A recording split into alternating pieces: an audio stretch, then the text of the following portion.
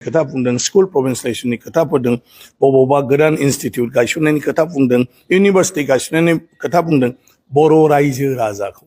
लानानै लिडारखौ नङा रायजो राजाफ्रा जिहेतु सोमावसारदों लिडाराथ' दैदेनदोंल'सो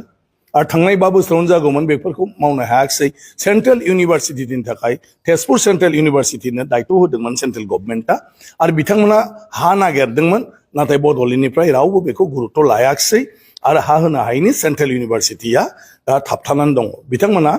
आरम्भ खालामनो नागिरबायमोन माखासे डिपार्टमेन्टखौ खुलिनानै दा बेखौ जोङो दिनै एनडिए सरकार हिसाबै बेफोरखौ जों खालामलांगोन आरो मानव गेदेर हाग्रामा महिलारि बिथाङानो गासिबो बेबायदि माखासे गोनां खोथा होनाय सरकारा सेन्ट्रेला बे खामानिफोरखौ मावफुंगोन गतिके बेवहाय बर' रायजो राजाफ्रा जेबो साननांगौ गिनांगौ गैया आरो बिथांमोना बयबो हाग्रामा महिलारि बिथांजों थाफानांगौ मदद होनांगौ बिथांमोनाबो एडभाइस होनांगौ गासिबो जे राजखान्थि खालामनो गोनांथि गैया राजखान्थिखौ राजखान्थिगिरिफ्रा खालामगोन जायफ्रा एमएलए गेलेनो लुगैयो एमएलए जानो लुगैयो बिसोर खालामगोन राजखान्थि नाथाय बर'नि दैदेनगिरि रायजो राजा बर'नि सानसुमै बिथांमोनहा बर'नि बेफोर गोरोबथानि बाथ्राफोरखौ जायखि पार्टियानो जायाथों मानो बिनि दैदेनगिरिफोरनो सोरबा मन्थ्रि जाबा मन्थ्रिनो दा मानव गेदेर हाग्रामा महिलारियानो बड'लेण्डनि बिगोमासिब बिथाङासो मावगोन ओंखायनो बिथांनि खाथियाव फैनांगौ बिथांनो फोरमायनांगौ बोसोन होनांगौ गतिके राजखान्थियावनो बयबो हाबफाजोबोब्लाथ' गावजों गाव नांलायनायजोंनो समा थांबाय थागोन आरो जोंनि गोरोबथायाव मोननांगौ खामानिया मावनांगौ खामानिया थालांबाय थागोन ओंखायनो बर'फ्रा दा जि गोरोबथा दं बे गोरोबथाखौ बोरैहाय मावफुंनो हायो गतिके